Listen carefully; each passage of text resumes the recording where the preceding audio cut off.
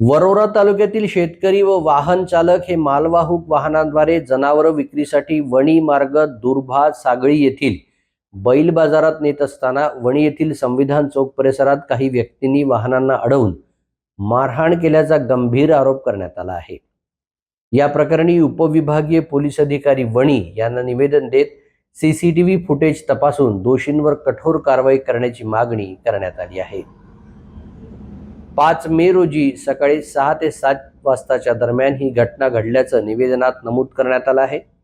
याबाबत वणी पोलिसांना लेखी तक्रार देण्यात आली, परंतु पोलिसांनी ती तक्रार मान्य न केल्यानं वरोरा येथील शेतकरी परतले होते।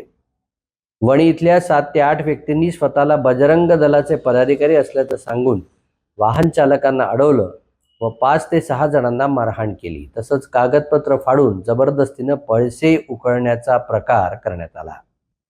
या घटनेत गणेश दातारकर, शंकर झाडे, शरद चटकी, राजू गुप्ता, अनिल खैरे, नंदकिशोर डोळस यांना मारहाण झाल्याचं सांगण्यात आलं आहे। संबंधित सर्व जनावरं शेतकऱ्यांची स्वतःची असून विक्रीसाठी कायदेशीररित्या नेण्यात येत असल्याचं निवेदनात स्पष्ट करण्यात आलं आहे। संविधान चौक परिसरात सीसीटीव्ही कॅमेरे असल्यानं त्या दिवशीचं फुटेज तपासून सत्य समोर आणावं अशी मागणी करण्यात आली आहे।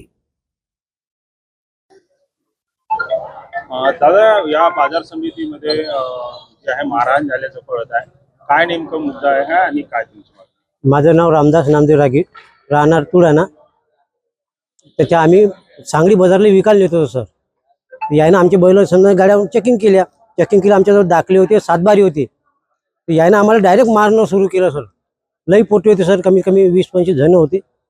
पूर्ण मारणं सुरू केलं आम्हाला संविधान चौकात, वणीला संविधान चौकात आम्हाला मारलं। मारल्याच्या नंतर त्याने जबरदस्तीनं बैल नेऊन आमच्या गौरक्षणला टाकले।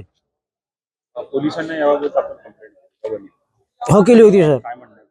हे आम्ही गेलो, निवेदन दिलं सर, निवेदन दिलं होतं। तक्रार घेतली नाही, तक्रार घ्यायला टाळाटाळ केली आहे सर। आमचं वारंवार आमचं म्हणणं एकच आहे, तुम्ही मारू नका बा, पहिले कागदपत्र चेक करा। जर आमची काही गलती असेल कागदपत्रात तर आम्हाला जेलात टाका, पण अन्यथा तुम्ही मारू नका। तुम्हाला माराचा अधिकार कुणी दिला आहे? आम्ही निवेदन घेऊन वणी पोलीस स्टेशनला गेलो, 50 गाड्या घेऊन गेलो, 100-125 लोक गेलो सर। त्याच्यानंतर आमचं तिथं पोलीस स्टेशनमध्ये तक्रार घेतली नाही। दुसरी गोष्ट, निवेदन घेतलं, त्यांनी डायरेक्ट सांगितलं आम्ही नंतर बघू। तिथं येऊन दुधगडी नावाचा एक कोणतरी माणूस आलाय आणि आम्हाला डायरेक्ट माय बहिणीच्या शिवा देऊन राहिला, तिथं स्वतःहून धमकी देऊन राहिला। त्याच्यावर थोडी कारवाई करण्यात यावं सर। जर आमचा काही गुन्हा असेल तर आम्हाला जेलात टाकण्यात यावं। मारायला आणि कोण मारायला नाही सर, आम्ही निवेदन घेऊन गेलो ते 12-13 जण लोक आले आणि डायरेक्ट एकदम ठाण्यामध्ये येऊन ते स्वतःहून आम्हाला धमकी देऊन राहिली 2 कॉन्स्टेबलच्या समोर। एवढ्या घाणेरड्या शिवात बोलले का सर, हद नाही अशी।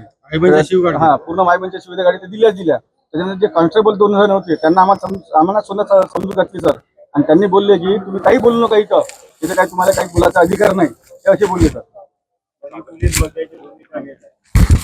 आमचं म्हणणं एवढंच आहे, आमचा काही गुन्हा न राहता आम्हाला मारहाण का करता? आमच्याकडे डॉक्युमेंट्स पूर्ण क्लिअर आहे। जनावर 2च आहे, 2 जनावरने याला परमिशन आहे। आज कास्तकरी लोकांची एवढी परिस्थिती बेकार आहे। आता बायकीचा संगम चालू झाला सर, इथं 2 रुपये जे कमी भेटते, 10 रुपये जास्तसाठी आम्ही तिथं सांगली बाजारला जातो सर।